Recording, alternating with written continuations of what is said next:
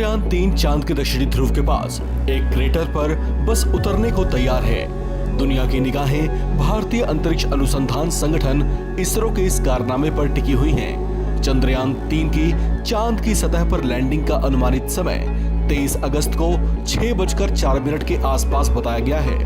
इसरो के इस बड़े मिशन पर दुनिया की निगाहें हैं, क्योंकि विश्व में ऐसा पहली बार होने जा रहा है जब चांद के साउथ पोल के नजदीक मानव निर्मित किसी उपकरण को उतारा जाने वाला है।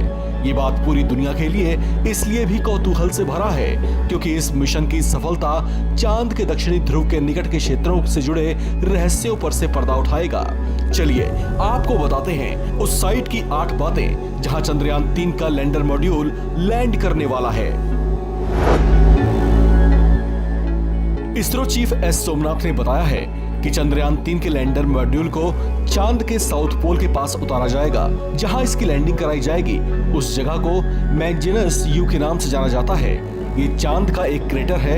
ऐसे में ये कहना पूरी तरह से ठीक नहीं है कि चंद्रयान 3 को चांद के दक्षिणी ध्रुव पर उतारा जाएगा।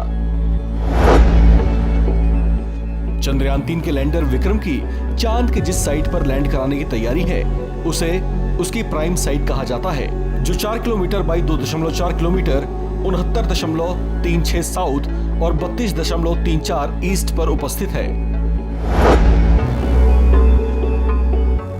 चंद्रयान 3 के लैंडर मॉड्यूल को लेकर विशेषज्ञों के बीच जो चर्चा है उसके मुताबिक लैंडर विक्रम 12 डिग्री के ढाल वाली सतह पर उतारा जा सकता है। जिस समय लैंडर चांद की सतह को छुएगा उस समय उसकी अनुमानित रफ्तार 2 मीटर प्रति सेकंड के करीब होगी। चंद्रयान 3 के लैंडर मॉड्यूल ने लैंडिंग से पहले चांद की सतह की कुछ हाई रेजोल्यूशन तस्वीरें भेजी हैं, जिससे ये पता चलता है कि चांद की ये डार्क साइट वाली जगह कितनी उखड़-खाबड़ और पथरीली है। ये पूरा इलाका क्रेटर से भरा हुआ है। ये तस्वीरें उसमें लगे हाईली एडवांस्ड LHDAC कैमरे की मदद से ली गई हैं। चंद्रयान 3 जिस जगह पर लैंड करेगा वहां मौजूद पानी ठोस रूप में यानी बर्फ की शक्ल में मिलेगा। उसकी जांच की जाएगी और पता लगाया जाएगा कि वह कितने काम का है। इसरो के वैज्ञानिकों के मुताबिक दक्षिणी ध्रुव के पास जिस क्रेटर में इसकी लैंडिंग करवाई जाएगी वहां पर टेम्परेचर अधिकतम 100 डिग्री सेल्सियस से ज्यादा और न्यूनतम -200 डिग्री सेल्सियस से भी कम हो सकता है।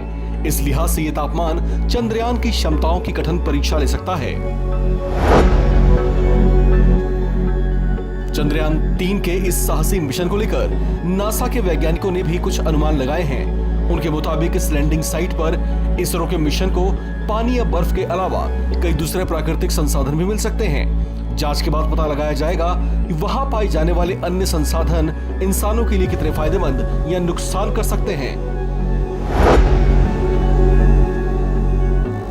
चंद्रयान 3 के इस महत्वाकांक्षी मिशन को लेकर दुनिया भर के लोग उत्साहित हैं, क्योंकि चांद के इस हिस्से में कभी भी इंसानी उपकरण की पहुंच नहीं रही है। चांद की डार्क साइड, जिसे हम रहस्यों की दुनिया मानते हैं, वहां नई खोजों से और कुछ नया मिल जाने से भविष्य के कई दरवाजे खुल सकते हैं, जो हमारी सभ्यता की एक नई उपलब्धि भी साबित हो सकता है। इस मिशन को चंद्रमा के उस हिस्से पर अंजाम दिया जा रहा है जिसे डार्क साइड ऑफ मून कहते हैं। ऐसा इसलिए क्योंकि ये हिस्सा पृथ्वी के सामने कभी नहीं आता। अब बात करते हैं इससे जुड़े लक्ष्यों की। चांद पर चंद्रयान 3 के लैंडर विक्रम की लैंडिंग के बाद उसमें मौजूद रोवर, जिसका नाम प्रज्ञान है, वो लैंडर से अलग होकर चांद की सतह पर अपने काम में जुट जाएगा। रोवर चांद की सतह पर घूम कर धरती पर इसरो को रिसर्च के लिए आंकड़े भेजना शुरू कर देगा। वो आंकड़े मिलते ही उसके एनालिसिस के लिए इसरो की एक बड़ी टीम ने व्यापक स्तर के इंतजाम किए हुए हैं। इस खबर में फिलहाल इतना ही। बाकी अपडेट्स के लिए आप बने रहिए वन इंडिया हिंदी के साथ।